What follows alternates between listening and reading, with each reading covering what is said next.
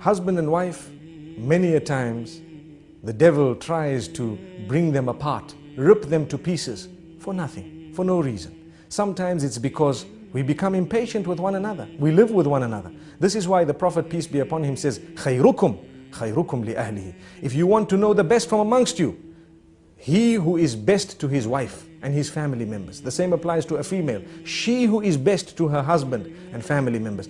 If your husband or your wife or your family members can bear witness that you are a very good person, then indeed you are good, because you live with them 24/7. What's the point of your neighbors and your workmates and others thinking, wow, what a gorgeous man, what a lovely person he is? That's because you go to work, you smile, because you're being paid to smile. You work so nicely, you're so kind to your bosses and everyone because you're being paid to do that.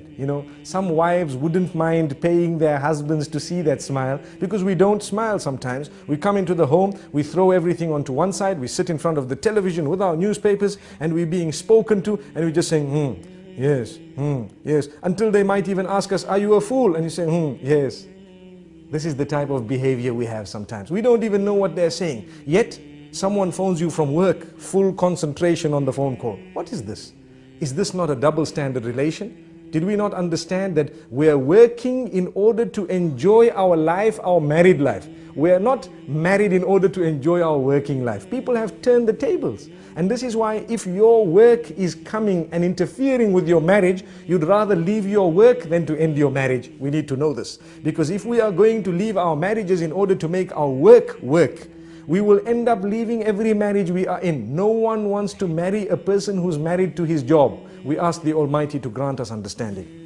The point I'm raising is, some people prioritize wrongly, and they end up giving priority to that which is not supposed to be right at the top, over and above the things which are supposed to be right at the top. And for this reason, children are neglected, wives are neglected, sometimes husbands are neglected. The way we speak to them is far worse than the way we speak to others. Sometimes, as I said, at work, we can speak so calm, so kind to everyone, but come home, and suddenly we have such a face. Everybody's helter-skelter. Everybody's running around. No one wants to sit with us. We don't sit with anyone. When we're on the table, we have, a frown, and we look at everyone as the most harsh of people. And yet at work, even the girl who brought the tea to us, thank you very much. Oh, it was so sweet of you. Couldn't you say that to your own wife?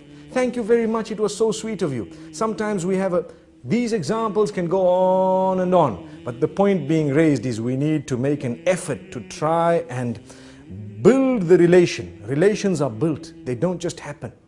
They are built.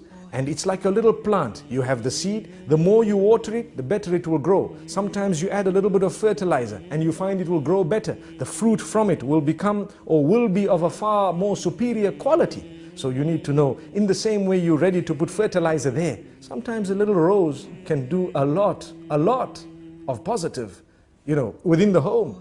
And yet we haven't ever done that. There are people sometimes who will buy chocolates and gifts for others who are not even related to them. And yet for their own family members, they've never even bought a single rose, nor have they bought a little gift, nor have they had a surprise for them. Why?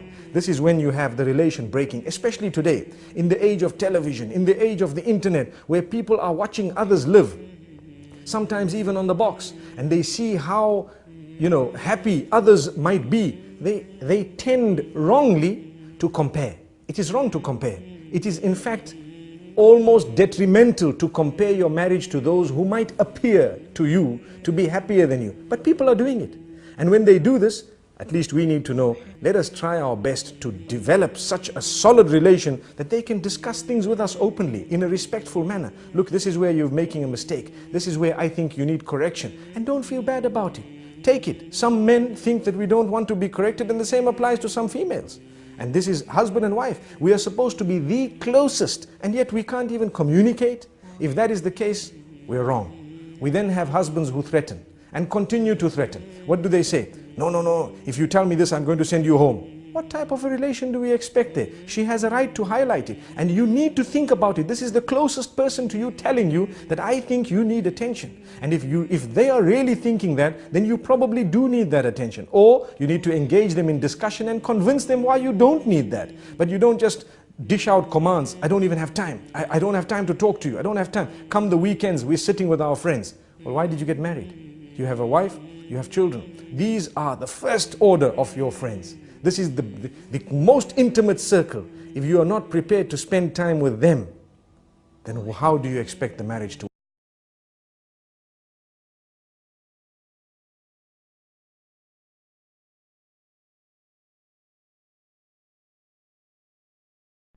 Download our mobile applications or register on our official website to get access to exclusive content.